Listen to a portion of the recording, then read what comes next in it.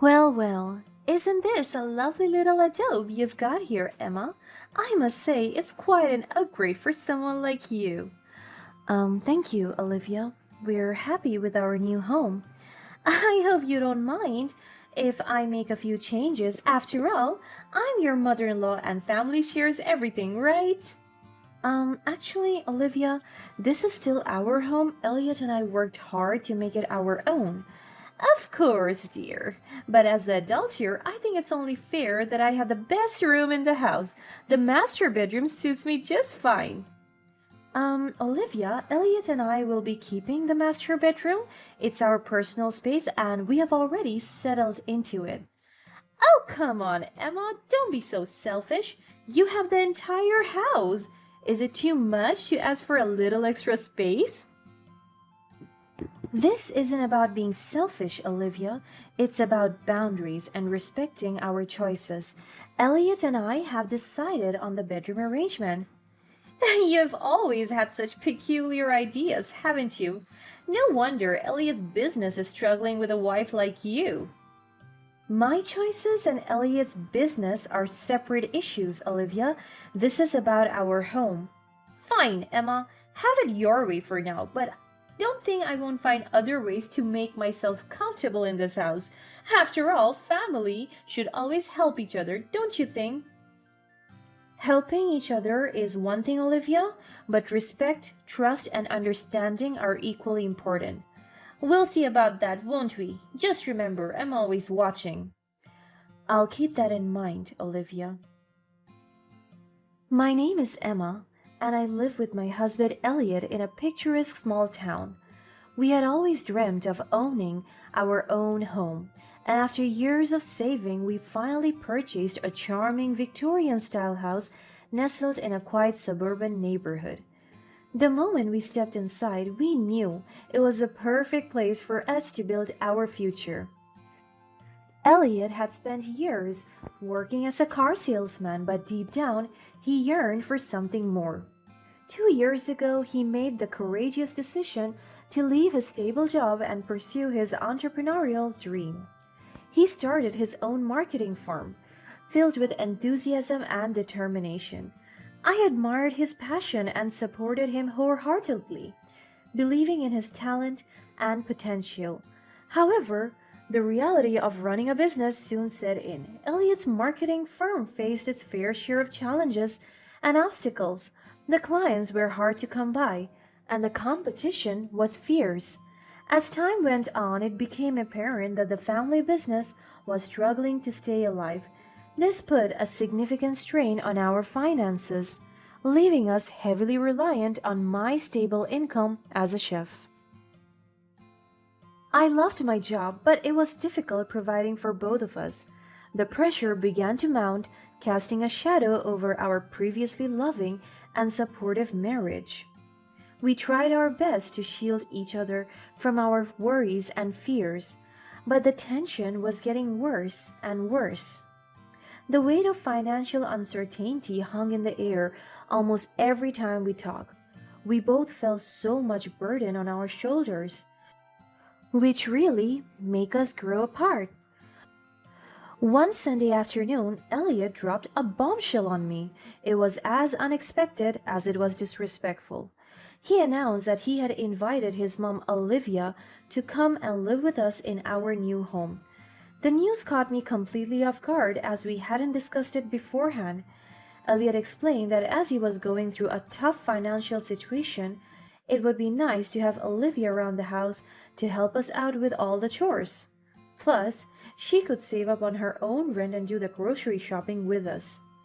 And so, without any further discussion, Olivia moved into our home, leaving me feeling blindsided and uncertain about what the future held. Of course, I knew that it sounded like the best idea ever. We could save up time, energy, and money when we really needed them. But the problem was that Olivia was really difficult to get along with. She had always had the ability to find fault in every aspect of my life, whether it was my appearance, my lifestyle choices, or even the smallest things I did. Olivia would always find a reason to criticize me. Her constant judgment would create a toxic environment within the walls of our home, leaving me feeling emotionally drained and self conscious. As if her criticism wasn't enough, Olivia wasted no time asserting a sense of ownership over our shared space. From the moment she stepped through the threshold, it became apparent that her presence would create an atmosphere filled with tension and negativity. She basically declared that anything belonging to me now automatically belonged to her as well, as if by some unspoken rule. Well, well, isn't this a lovely little adobe you've got here, Emma? I must say, it's quite an upgrade for someone like you. Thank you, Olivia. We're happy with our new home. I hope you don't mind if I make a few changes. After all, I'm your mother-in-law, and family shares everything, right? Actually, Olivia, this is still our home. Elliot and I worked hard to make it our own. Of course, dear, but as an adult here, I think it's only fair that I have the best room in the house. The master bedroom suits me just fine. Olivia, Elliot and I will be keeping the master bedroom. It's our personal space and we have already settled into it. Oh, come on, Emma, don't be so selfish. You have the entire house. Is it too much to ask for a little extra space? This isn't about being selfish, Olivia. It's about boundaries and respecting our choices. Elliot and I have decided on the bedroom arrangement. You've always had such peculiar ideas, haven't you? No wonder Elliot's business is struggling with a wife like you. My choices and Elliot's business are separate issues, Olivia. This is about our home. Fine, Emma, have it your way now, but don't think I won't find other ways to make myself comfortable in this house. After all, family should always help each other, don't you think? Helping each other is one thing, Olivia, but respect, trust, and understanding are equally important. We'll see about that, won't we? Just remember, I'm always watching. I'll keep that in mind, Olivia. Her audacity was astounding. Though taken aback by Olivia's blatant disregard for what I've got to say, I managed to maintain my composure. However, deep down, I couldn't help but question Elliot's decision to bring Olivia into our home without considering the consequences. We were already going through a rough patch. Now it felt as if things just got way worse, and I wondered how we would navigate this new dynamic without losing ourselves in the process. Determined to find peace and regain control over my life, I took matters into my own hands. The opportunity presented itself when Elliot and Olivia made plans to visit his extended family for an entire weekend. It was a chance for me to spend quality time alone away from the toxic atmosphere that had ruined our home and focus on personal growth. Embracing the solitude, I immersed myself in researching home decoration ideas, scouring magazines and online platforms and gathering inspiration to breathe new life into our Victorian-style house. With each article I read, I began envisioning a beautiful new space that would reflect my own personality and desires. Then I set out to create a vision board, a visual representation of the home I yearned for.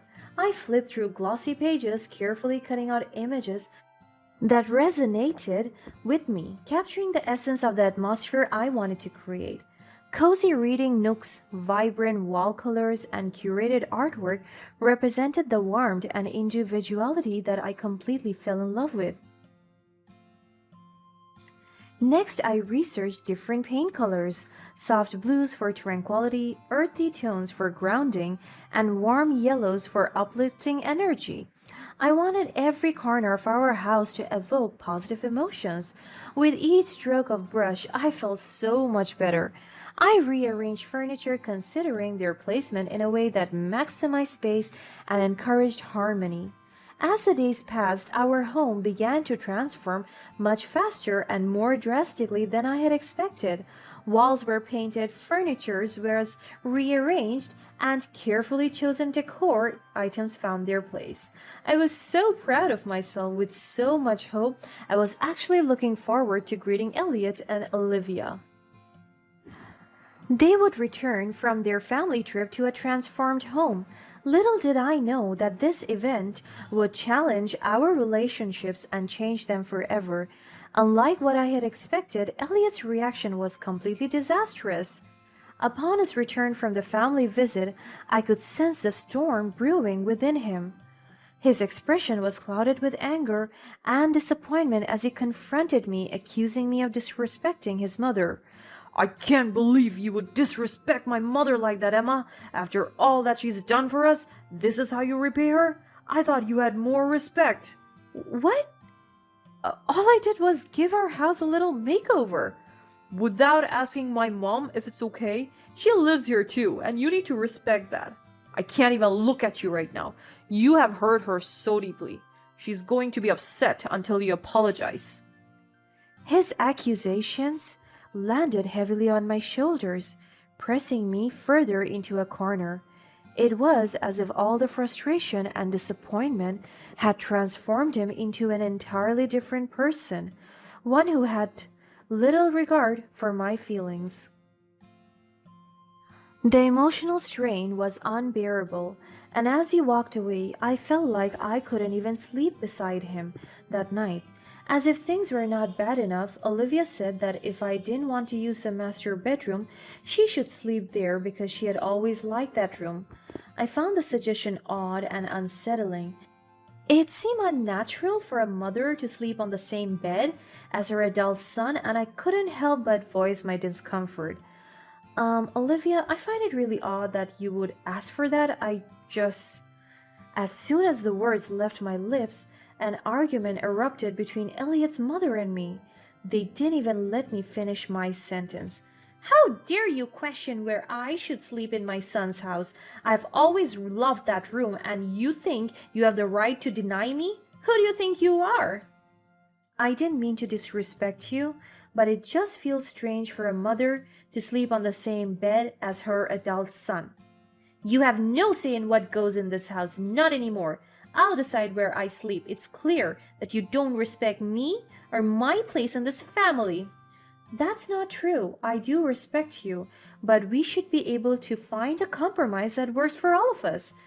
"This is ridiculous. You're always causing trouble, Emma. It's clear that you're the one who doesn't respect our family." "I am not trying to cause trouble. I just want us to find a solution that respects everyone's needs." "All I see is you questioning and challenging our family. You're trying to tear us apart. I won't stand for it." "I am not trying to tear anyone apart. I love Elliot, and I want us to have a peaceful home. But we need to find a way to address these issues. I don't see how we can ever address anything with you constantly undermining us. Maybe it's time for you to consider whether you truly belong here." "I never imagined it would come to this. How could you even say that to me?" "Stop it, Emma. Just stop talking. We'll go to bed now. I think you should think about what you did today." The clash of opinions only left me feeling isolated and misunderstood. It was a stark reminder that our conflicts had extended beyond the boundaries of our marriage and were now almost impossible to resolve. Feeling defeated and emotionally drained, I retreated into a quiet space and let Olivia take the master bedroom. I questioned the choices I had made and wondered if there was a path to resolution at all. As I lay alone on the sofa, my thoughts raced, and a sense of grief settled over me. It became clearer and clearer that I had to leave. The weight of the conflicts became unbearable, and I reached my breaking point. With a heavy heart, I made the difficult decision to file for divorce, hoping that it would bring an end to the constant stress. That really broke my heart, but I held my head high and walked away. Little did I know that Olivia wouldn't let me leave in peace. She kept calling me days in and days out. It felt like my phone never stopped ringing, but I was determined to end this. I didn't pick up even once. Olivia's true colors began to shine through as she took her intentions to new heights. In an attempt to torment me, she shamelessly visited my restaurant, causing a scene for all to witness. Look at you, Emma, playing chef in this pathetic little restaurant, abandoning your own family for this? You're such a disappointment. Olivia, what are you doing here? This is my workplace. Please leave. Oh, I have every right to be here. After all, I'm just reminding everyone of the truth. You abandoned your responsibilities as a wife and a mother for this so-called career of yours. That's not true, Olivia. I worked hard to build a life for myself and contribute to our household. Spare me, Emma. We all know your true motive. You think you can control everything, but in reality, you're nothing without us. That's not fair, Olivia. I never wanted to control anyone. You've always been selfish. I can see right through your facade. This restaurant is just another way for you to control and manipulate around you. I bet she bosses you around a lot, huh?